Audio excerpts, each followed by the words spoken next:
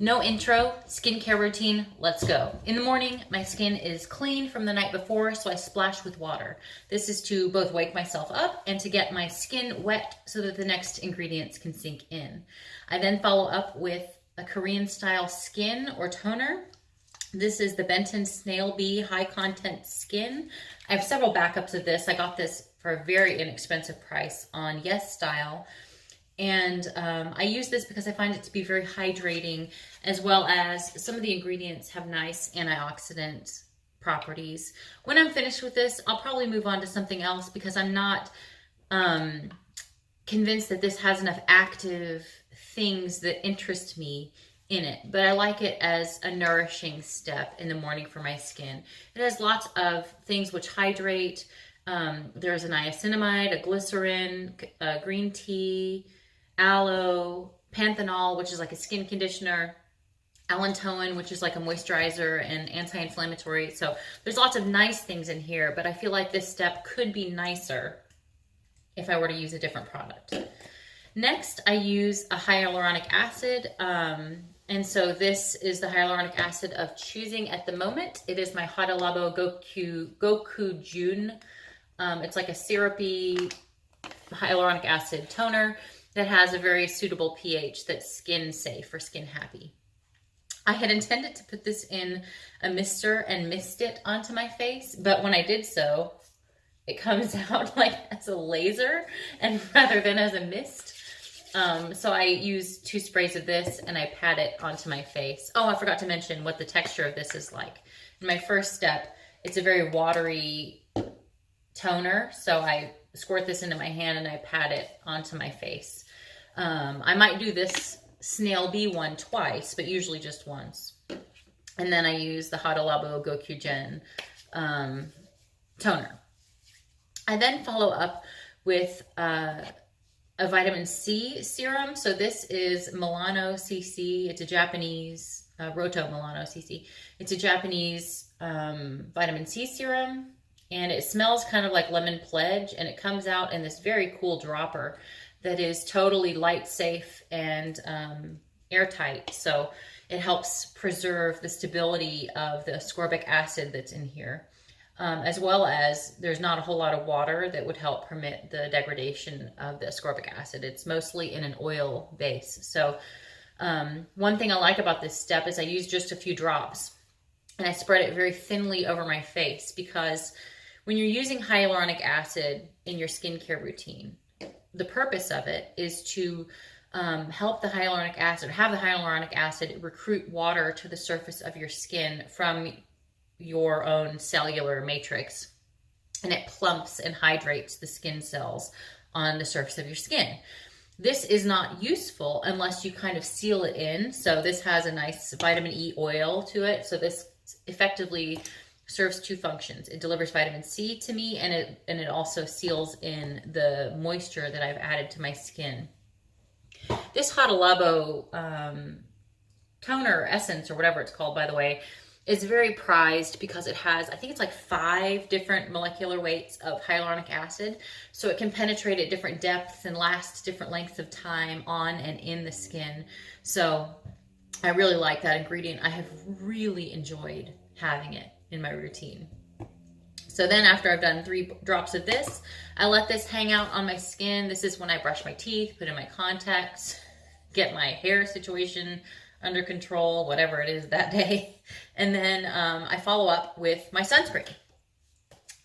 So that's this is my sunscreen, the Nivea Sun Protect Water Gel. It is my favorite sunscreen of all time.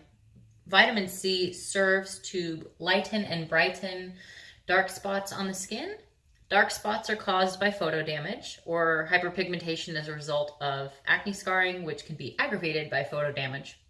So it's useless to have this of any type, any vitamin C, unless you're also applying sunscreen. The other thing that vitamin C can do is help preserve the integrity of the existing collagen matrix. So, you know, the matrix that helps keep your skin firm and in place.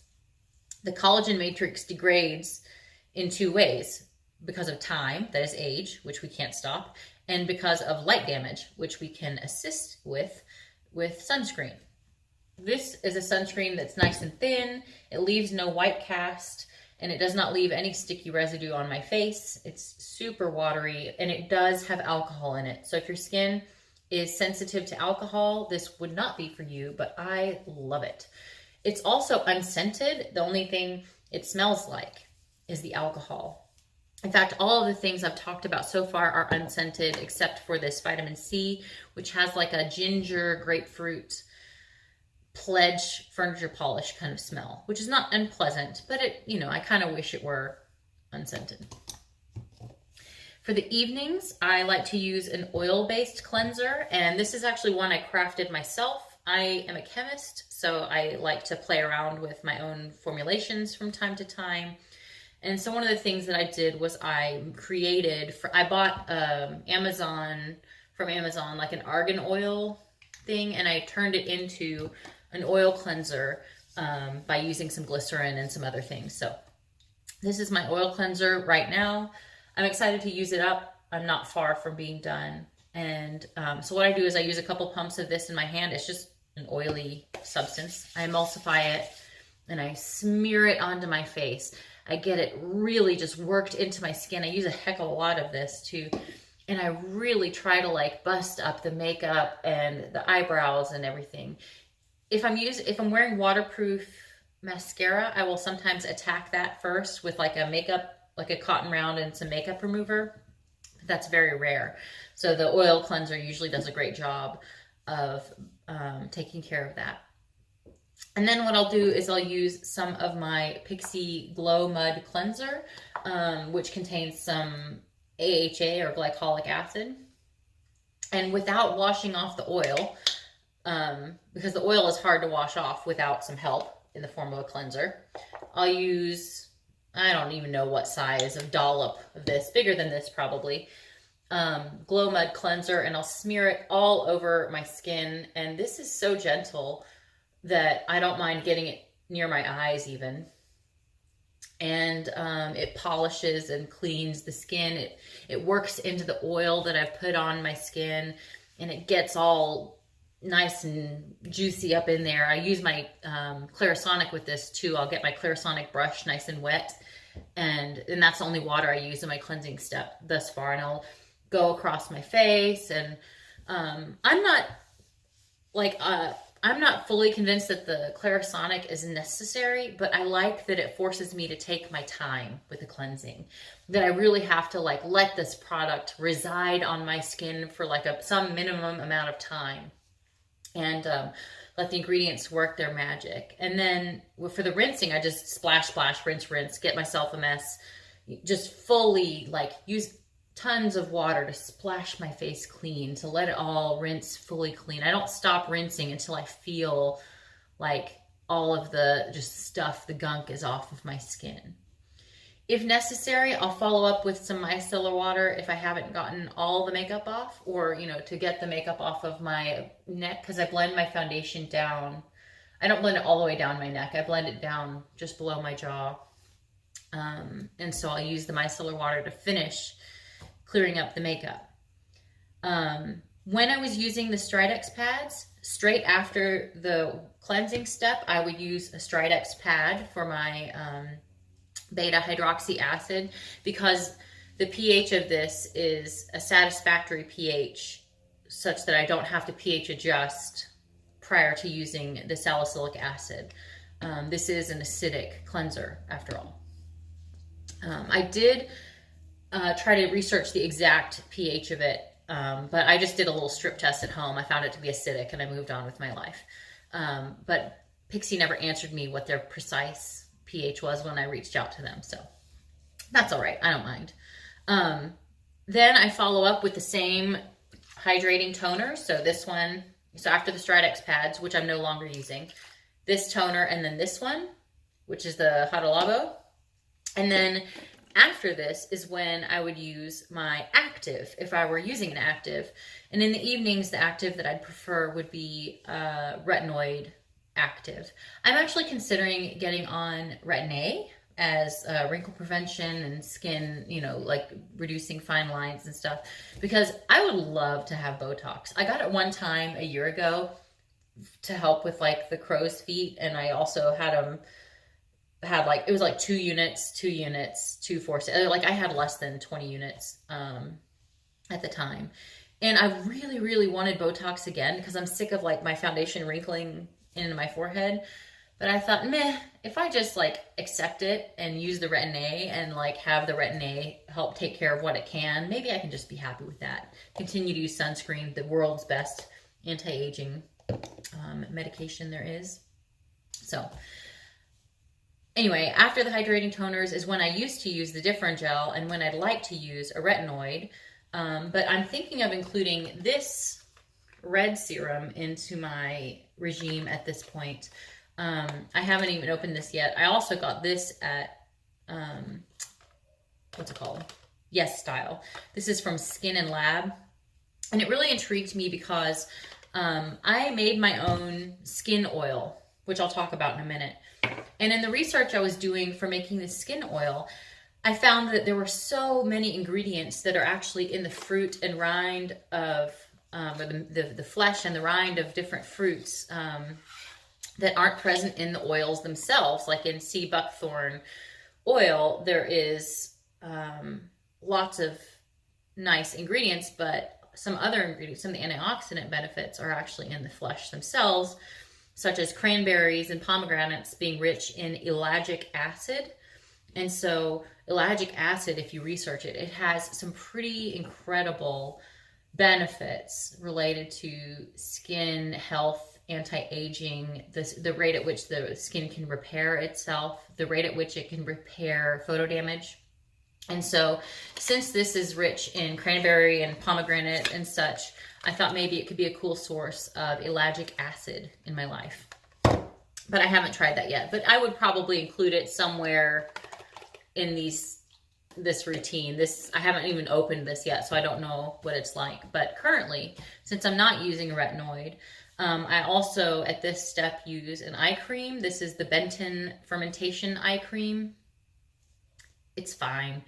I tried I think it's Sea Tango. It's the Drunk Elephant eye cream. Wasn't impressed. I think that my moisturizers work fine. So when this is done, I will not replace it. But what I follow up with then is my skin oil that I made myself. I was trying to reproduce the Vintner's Daughter skin oil because I looked at those ingredients and I was not impressed at the ingredients for the price tag. So I just decided to research myself what type of oils, like carrier oil versus active oils, that have the most research proven benefits, and I decided to make one myself. So this has safflower seed oil as the primary oil, so it should be good for oily and dry skin, theoretically. And by the way, I have normal skin, not acne prone, not sensitive, normal skin. I try to make almost everything in my routine be unscented. So currently the only things in my routine which are scented are the vitamin C and my cleanser. But that's just by choice and not by necessity. So anyway, this oil contains sea buckthorn oil, rosehip oil, hazelnut oil, marula oil. I mean, it's a mountain of oils that is in here. It's just this extensive list. Every oil you can think of that is in skincare, I put it in here. Carrot seed oil. So they're all there. I just made it for myself and I gave it to a couple friends. I sold it to them at cost to a couple friends for them to trial. And I love it. I think this is pretty transformative for my skincare routine. In conditioning my skin in such a way that keeps it really healthy and pliable and nourished. And then I follow up after the oil, I follow up with a moisturizer. And right now that is the Stratia Liquid Gold. And this has some redundancy in it because it also has a lot of the similar oils that my oil has. The rosehip, let's see, where did it go? The rosehip, the sea buckthorn. I guess that's the only other oil it has in common. But what I wanted this for is this has ceramides in it. And my oil does not have ceramides. So I really wanted something with ceramides in it to help keep the skin barrier healthy. At night, this is also when I will put on Aquaphor. It's the Aquaphor, no. It's the CeraVe Healing Ointment that has the same petroleum jelly texture as Aquaphor or Vaseline. And I'll put it on my lips and sometimes under and around my eyes and on my nostrils, because when my nostrils just get very dry. So gross, but true. That's my skincare routine. Let me know if you found this helpful. And if you want to nerd out about science and skincare, I am down like any time, because I'm a scientist. I'm into the research-based, scientifically sound like ingredients. I care about it a lot. So anyway, I hope you guys are doing well, and I'll see you in the next video. Thanks.